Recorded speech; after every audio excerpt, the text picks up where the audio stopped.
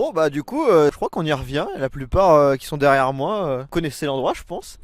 On sait qu'on va passer une bonne journée avec un passionné de la mécanique, on va en apprendre. Bah vous allez voir dans la vidéo, on est tous là avec l'équipe Autoziat, une bonne partie, on va vous présenter une belle vidéo interview. On va être en compagnie de Vincent Charex, vous le connaissez à force, un Mad Forge Motor. Et donc voilà, on vous laisse découvrir tout ça et à plus.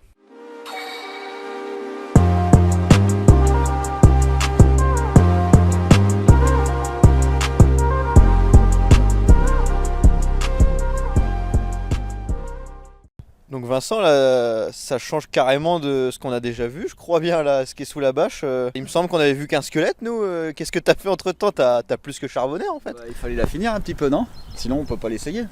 Ouais, je crois bien. Bah, j'ai bien hâte de la découvrir, de voir à quoi elle ressemble et surtout de la voir en vrai, parce que clairement, un projet comme ça, on va la découvrir tous ensemble avec l'équipe. Tu nous as dit qu'on pouvait aller la tester. Ouais, j'avoue ça que peut être là, pas mal, ouais. Là, ça peut être pas mal. On a un endroit adéquat. En espérant qu'il n'y ait pas de soucis, c'est un prototype, mais normalement ça devrait aller. Bon, on a confiance en ton travail, il n'y a pas de souci. on la découvre, on débâche tout ça. Allez, vas-y.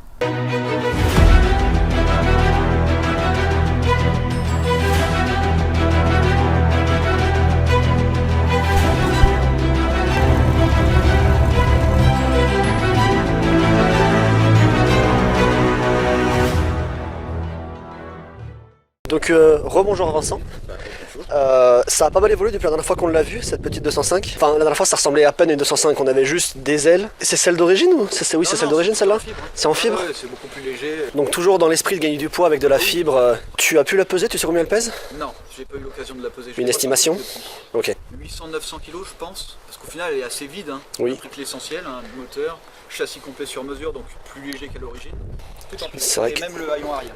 tout a l'air relativement léger. Surtout les portes, c'est impressionnant de voir à quel point tout est vide et de voir la structure. Je me permets d'ouvrir. Ah, ouais. Vous le sentez pas, mais la porte vraiment elle se tient avec un doigt. C'est très léger, il n'y a rien. Toutes les notions d'airbag on oublie. Hein. On est vraiment sur de la performance pure, donc le moins de poids possible. Et même l'allume-cigare c'est trop lourd, donc on oublie aussi. Ça fait plusieurs mois qu'elle est à l'arrêt, donc c'est histoire de voir surtout. Oui, déjà ça. Un capot normalement on le tient pas comme ça avec une main, là je fais vraiment pas d'effort. Hein. Et je vois également que toutes les pièces sont rotulées, que tu as de cylindre bloc quasiment nulle part, sauf sur la biellette. Pourquoi le choix plutôt de rotuler? Les rotules, en fait si tu veux, tout ce que tu envoies sur ton volant va directement au sol. Ouais. Alors notion de confort, on va parler de notion de confort, chauffage, clim, quelque chose? Ok d'accord, c'est bon, on y est. Ouais. Donc qu'est-ce qu'on a? Là je vois qu'on a 3 mètres cylindres, pourquoi il y en a 3? Alors il y en a un pour l'avant, donc un circuit frein indépendant pour l'avant et un circuit frein indépendant pour l'arrière. Okay. Réglable, donc tu peux choisir ta répartition de freinage. Ah, incroyable. Plus avant ou plus arrière, en général on met plus avant. Il n'y a pas de moteur, faut pas le chercher ici. Il sera présenté juste après. Là pour l'instant on est vraiment sur une partie où ça a été déplacé. La grosse boîte noire que vous voyez du coup c'est le réservoir. C'est des normes compétition, c'est ça? Non, c'est un réservoir standard. Le réservoir standard, ça fait combien de litres d'ailleurs ça? Oh, c'est un 30 litres celui-là, c'est un petit. Hein. Donc tu fais 20 bornes, à peu près. On fait les 20 bornes. Tout est fait pour qu'on ait zéro poids en porte-à-faux avant. Le moins possible. Oui, c'est vrai que tout tombe avant l'axe. On fait en sorte que les masses soient le plus possible rapprochées entre les roues avant et les roues arrière. Sinon ça t'emporte. Donc ça t'emporte en virage et c'est pas bon. Effectivement. Tous les véhicules d'origine ont des porte-à-faux énormes. Oui, c'est vrai. Et c'est très instable en virage. Enfin, tu saurais estimer un équilibre? Je pense qu'on est à peu près à 60-40, on s'approche de Porsche. Est-ce qu'on peut regarder à l'intérieur ce qui s'est passé? Donc la gestion, on est sur une ECU Master qui est derrière là, on est sur une ECU Master Black avec l'EMU. Donc là on a toutes les infos moteur. Donc le coupe-circuit à disposition. Ouais. Après tes petits interrupteurs pour allumer j'imagine les pompes à essence, ouais, etc. C'est ça, ici on a la pompe pour le réservoir tampon, ici on a la double pompe et ici on a l'allumage de l'ECU. Dans quel ordre tu l'allumes? Dans l'ordre que tu veux. Ah ouais. Ce qu'il faut c'est que le réservoir tampon soit alimenté normalement en premier pour évacuer déjà l'air du réservoir tampon et ensuite tu allumes tes deux pompes. Et pareil, j'ai une petite question, le bouton rouge, alors pas le pressoir mais la petite rondelle, oui ça, qu'est-ce que c'est? Ça c'est le répartiteur de freinage. Ah c'est ça. Là tu as ta pédale et en fait tu as 2 mètres cylindres. Et à l'intérieur tu as une rotule que tu viens décaler. Et en fait avec ça, tu vois, ça vient décaler ta rotule. Mécaniquement. Donc tu mets soit plus de force sur ce mètre cylindre là qui est sur l'avant. Qu'on a pu voir à l'avant tout à l'heure. Voilà, ouais. Et celui-là c'est pour le mètre cylindre de l'arrière. L'arrière il passe par le frein à main hydraulique. Ton répartiteur ici, ok. Et après il passe directement sur les l'essieu arrière, les deux freins arrière. Et tout ce qui est tubulaire c'est fait, là aussi. Tout ça, c'est wow, du fait. Tout le dessus, le donc, qui a été refixé après. Tout ce qui est arceau, voilà. Ah, t'as quand même gardé le rétro d'origine, le rétro central. En fait, il était collé au pare-brise et j'ai pas eu envie de prendre le risque de casser le pare-brise. Ça prend du poids. T'en verras en carbone. Faut t'en faire un en fibre avec un film en aluminium, ce sera plus léger. Ça, le bruit à l'intérieur quand t'es dedans, porte fermée, ça va? J'ai pas eu trop l'occasion d'assez rouler pour le dire, mais ça avait pas l'air trop brutal. J'ai quand même mis un échappement, un silencieux arrière évidemment, parce que j'aime pas le son pur. J'aime bien mettre un peu de silencieux. Amortir un petit peu quand même. Ouais, amortir les gaz. L'arrière, qui est large, qui est impressionnant. La sortie est pas si grosse que ça, hein, finalement, quand on voit l'échappement. Bah, c'est une 76. En fait, si tu veux, c'est pas énorme. Quand tu fais une préparation moteur, ton échappement doit correspondre à une plage de puissance. Ouais. Si tu veux. Donc au final, tu adaptes ton échappement en fonction de la plage de puissance que tu veux. Pour la suite, avec la partie technique et motorisation, on va soulever du coup le coffre qui est aussi le capot. Je vais laisser la main à mon ami Luc, qui est le spécialiste VV de chez nous. Vous allez comprendre pourquoi on a besoin d'un spécialiste VV pour analyser cette machine ici. Parce que ça a l'air d'être à peu près français avec un alentour Peugeot, mais ça n'a absolument rien d'authentique. On va voir le montage qui a été fait. Lucas, je te laisse prendre la parole. Bonjour à tous, bonjour Vincent. Donc là, tu vas nous montrer la grosse bête, on va dire ça. Ah, donc là, il y a quand même une sacrée bête. Ouais, c'est quand même un moteur sympa, donc il a été monté par Coupable. Donc bielle forgée, piston forgé, joint de culasse renforcé, vis bougeon de culasse. Donc là on a un bloc qui devrait supporter à peu près 600-800 chevaux facile. On a un turbo GT35 82R si je me trompe pas, qui pourrait développer jusqu'à 600 chevaux. C'est un VR6, quoi comme cylindrée? C'est un 2,8 litres 12 soupapes. Donc 2,8 litres, donc c'était monté principalement sur les Golf 3 et certaines phases de Corrado, de mémoire c'était la phase 1. Tout ce qui est partie échappement, tu as fait le collecteur toi-même, tu l'as... On avait un collecteur acheté en Chine, malheureusement, évidemment il était tordu, donc j'ai dû le retravailler. Échappement 100% sur mesure que j'ai fait ici. Donc ça, c'était pas problématique. Donc je pense qu'on a fait pas mal le tour sur cette X205 quand même. Plus rien à voir avec une 205. Qui a plus rien à voir. À l'extérieur. Ouais, c'est vrai que là on n'est plus trop sur 205. Quoi. Surtout avec un moteur vague, c'est pas du tout commun. Donc je pense que je vais passer le tour à mon collègue qui va montrer le deuxième projet qui est en cours. Rebonjour Vincent. Salut. Donc voilà devant la M3. Ouais, La dernière fois qu'ils étaient venus les collègues, il y avait... Elle était même pas moulée. Bon, elle était pas moulée. Elle était pas moulée, elle était... Tout est avancé. Il y avait rien. Hein. Qu'est-ce que tu peux nous dire sur l'avancement du projet? Alors en fait la voiture, donc déjà de base c'était une 5 portes, donc j'ai fait une conversion 3 portes. J'ai créé sur mesure fait main le kit GTR, parce que je veux absolument avoir la M3 GTR de Need for Speed Most Wanted, c'est le but. Hein. Et en fait ce que j'ai fait c'est que le châssis d'origine c'est de la Zob, malheureusement je suis obligé de le dire, c'est un châssis qui se déchire très lourd, c'est fait en plaque fine et pointée, donc ça marche pas. Surtout que nous on voulait du V8 centrale arrière 4 roues motrices. Ouais. Donc là, bon. Donc tout dégagé, là en fait il y a 0% de la voiture d'origine. 0. Tout est jeté. Ça se voit. On garde que les phares, les entrées d'air avant, tu sais, qu'on met sur le capot, la crémaillère et la colonne de direction. Tout le reste, ça dégagé. On veut les performances de la voiture du jeu. Donc forcément quand tu fais du 0 à 100 en 2 secondes et du 0 à 200 en 6 secondes, il faut que ça tienne quoi. La rigidité châssis sera pas un souci, par contre nous on veut aussi une tenue de route. Hein. Le 0-400 mètres, je fais pas un boulot de taré comme ça pour faire que du 0-400 mètres, c'est hors de question. La caisse à l'envoi et qu'elle tienne la route. Exactement, c'est vraiment le but. Hein. Et aujourd'hui, où est-ce que tu en es? Alors Exactement sur le projet. aujourd'hui donc le châssis il est quasi terminé. Ok. La coque il faut toute la retravailler pour la peindre après forcément. On a un réservoir sur mesure, on a le pédalier, un pédalier compétition, tout le système de freinage je l'ai, il n'y aura plus qu'à l'installer une fois toute peinte. Ouais. On a les sièges qui sont installés, les ceintures sont installées, les ceintures il y a des angles à respecter, tu mets pas tes ceintures n'importe comment. Il y a le volant en place qui est déjà à la bonne place, il suffit juste de finir quelques trucs. On a une direction assistée électrique qui vient d'un autre modèle parce que j'ai pas envie d'avoir un circuit qui arrive jusqu'au moteur, qui demande de la puissance au moteur, qui demande un tuyau extrêmement long, et du un poids. truc super chiant. On a un levier de vitesse en inversé, notre boîte elle est à l'envers, donc il nous faut un système inversé pour avoir les vitesses dans le bon sens.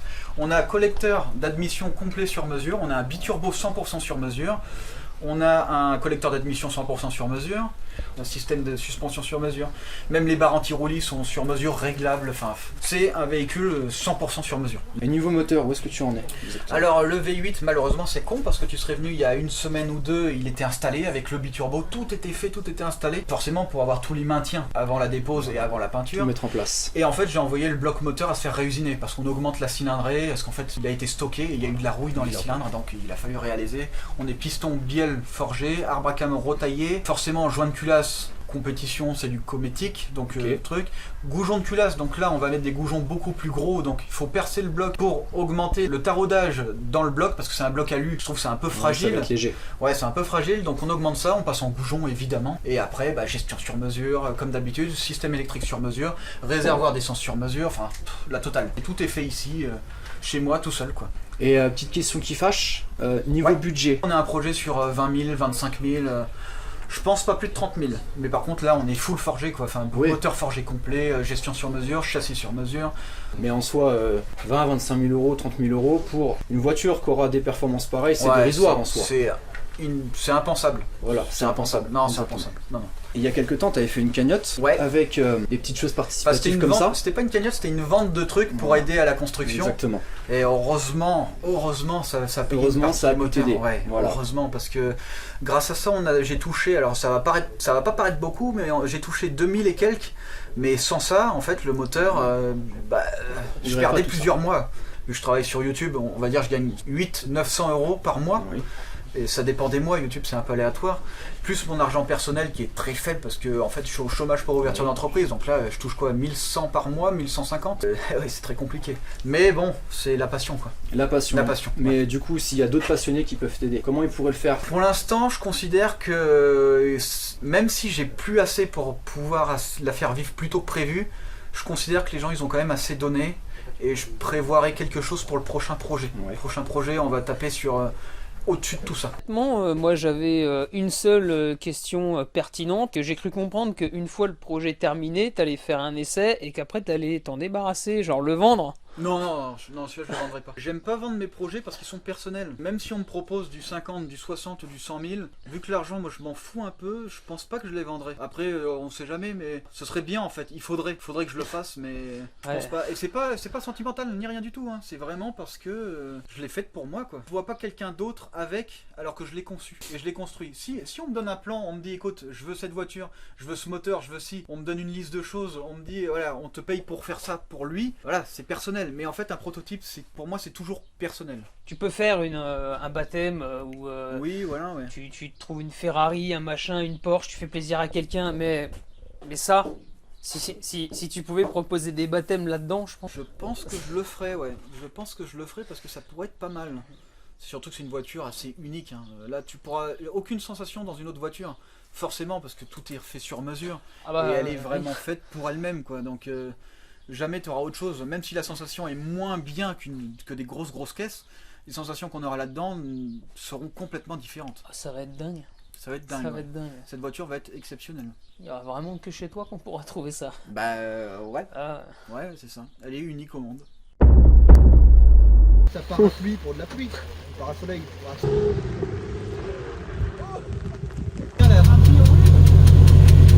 Là, avec cet angle-là, on voit bien que ça tremble. On entend le bruit de voilage.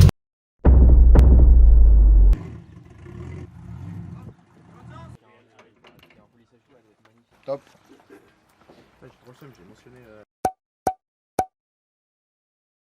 Il y a toujours un petit peu, mais. Ouais, y a rien n'est glacé. Il a la route.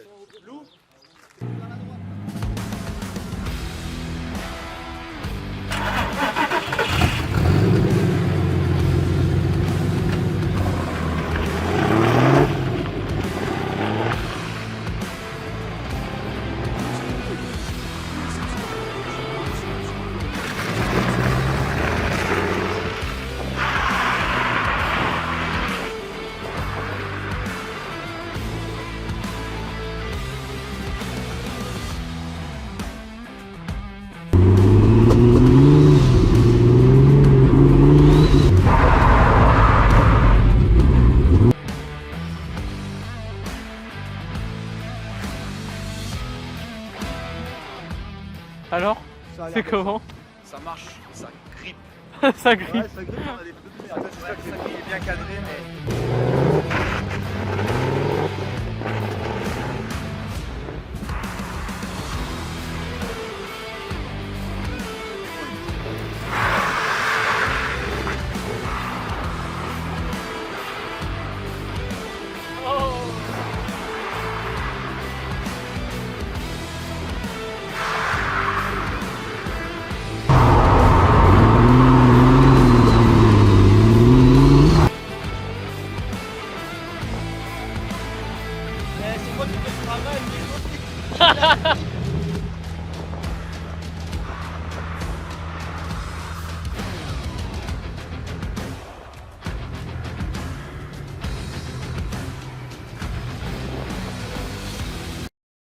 Deuxième édition, deuxième sortie, on peut le voir aujourd'hui, la météo elle est clairement mieux, on n'est pas mouillé, pas trempé, on a pu faire des tests mucho caliente comme à la première édition. Des belles glissades, on ne s'attendait pas à ça, que la 205 soit aussi réactive, que elle pousse à ce point-là, même si elle était bridée à 3000 tours pour le rodage. Là vraiment on sent la voiture, le châssis. Merci aussi à Jérémy Mercier pour le prêt des 4 roues BBS. Ça nous a sauvé la mise pour aujourd'hui pour faire les tests. Merci à l'auto-école Zebra à Issoudun pour le premier essai qu'on a pu faire chez eux. Et là aujourd'hui le parc des Grivelles pour le deuxième essai. Plus qu'à voir une sortie sur circuit et voir ce qu'elle peut donner sur piste. Un UZ. Oh bordel. Et du coup, si vous voulez retrouver cette 205 justement, ça sera chez nous, à notre événement au Star Games Route de la Charité à Bourges, le dimanche 14 avril. Donc l'affiche officielle de l'événement pour le 14 avril, donc là vous pourrez retrouver Vincent avec la 205 VR6 Turbo, et plein d'autres voitures, du multimarque, de l'ancienne, des récentes, des sportives, des supercars. En tout, c'est à peu près 500 voitures de tout genre, donc c'est vraiment très éclectique au niveau des voitures, donc vous n'avez plus qu'une chose à faire, c'est garder la date et venir.